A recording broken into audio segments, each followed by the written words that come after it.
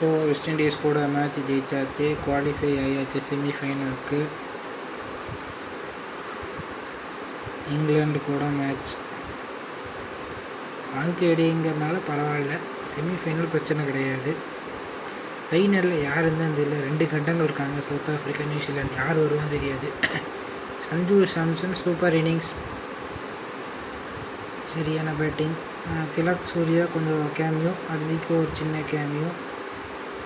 சஞ்சு சாம்சன் தான் இன்றைக்கி main. Bumrah super எப்பயும் போல்.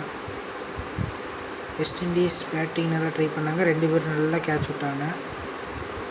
ஸோ பார்ப்போம் செமிஃபைனல் என்ன நடக்குதுன்னு. அட்லீஸ்ட் இங்கிலாந்து கூட மேட்ச்சில் அபிஷேக் சர்மாவை தூக்கிட்டு வாஷிங்டன் எடுத்துகிட்டு வந்தாங்கன்னா ஒரு ஆல்ரவுண்டராக இதுதான் ஆகும்.